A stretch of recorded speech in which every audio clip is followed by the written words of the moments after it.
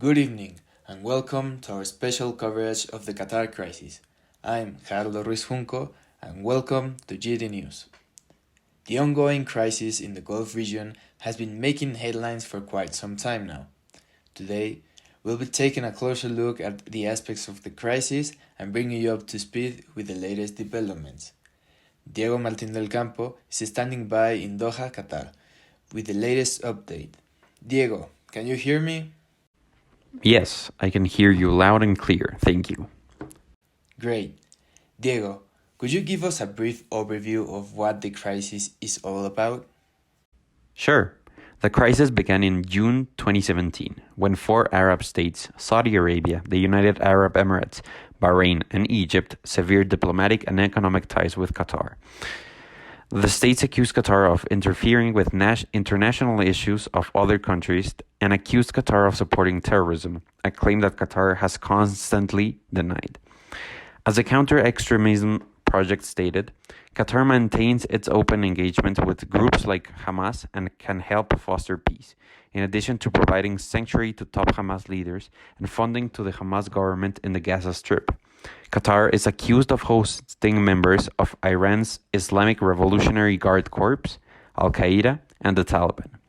Since then, the crisis has escalated and many countries have taken sides. Qatar has been facing economic and political pressure, and the situation has been tense. That's quite concerning. Can you give us an update on the latest developments? Yes, there have been some developments. In January 2021, the Saudi-led bloc agreed to restore diplomatic ties with Qatar. The move was welcomed by the international community and seen as a positive step towards resolving the crisis. The situation still remains complex and uncertain, but it's a positive in the matter. Can you shed some light on how the crisis has affected the region?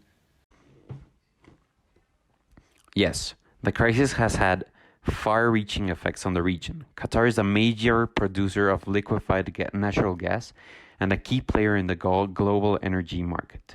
The blockade has impacted Qatar's exports and led to a shortage of certain goods, which has caused prices to rise. It has also disrupted regional travel and trade, causing a significant economic impact.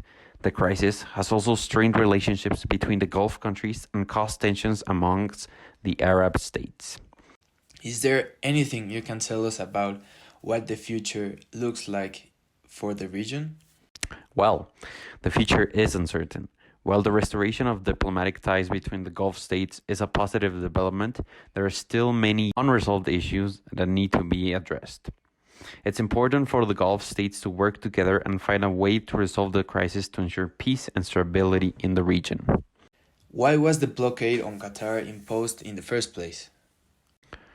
The blockade was imposed due to several issues, including Qatar's alleged support for terrorism, its close ties with Iran, which upset the GCC, especially Saudi Arabia, because of the rivalry and constant fight of power over the Middle East these two countries have, and the broadcasting of Al Jazeera, a news channel that some Gulf states accused of spreading propaganda.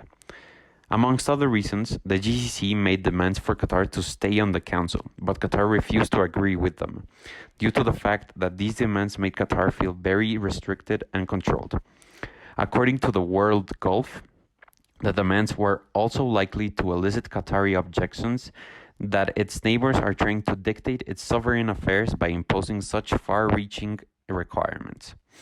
The blockade was an attempt to pressure Qatar to change its policies and to bring it back in line with the other Gulf states.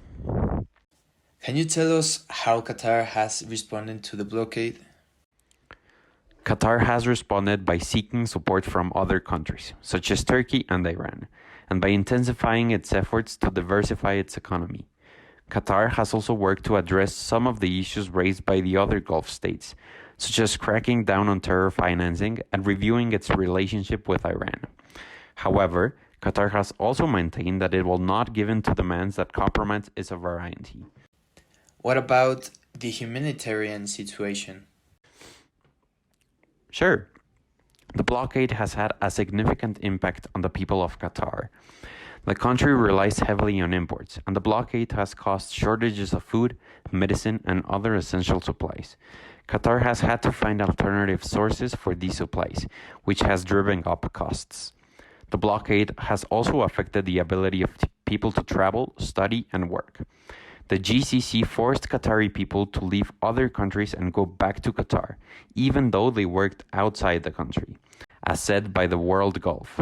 According to the list, Qatar must refuse to naturalize citizens from the 4 countries and expels those currently in Qatar, in what the countries describe as an effort to keep Qatar from meddling in their internal affairs.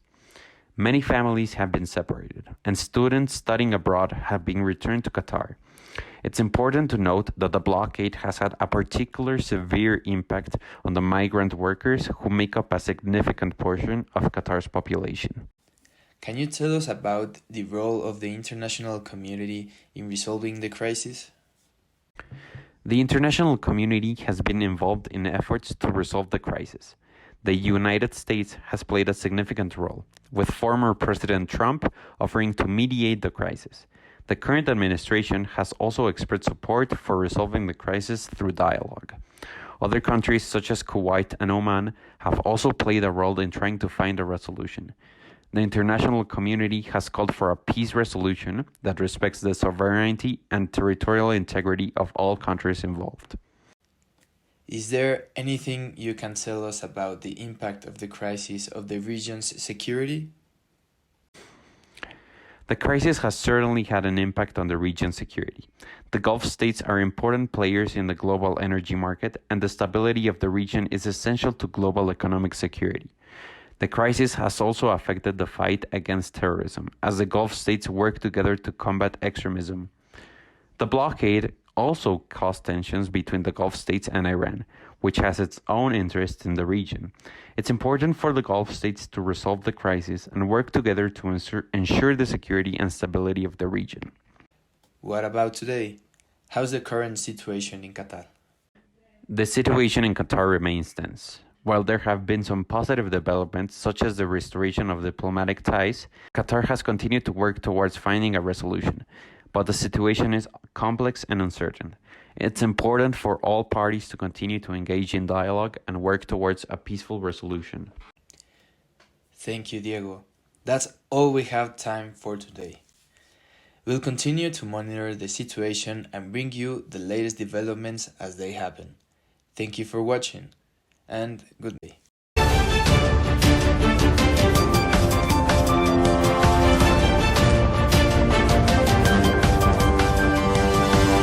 Removed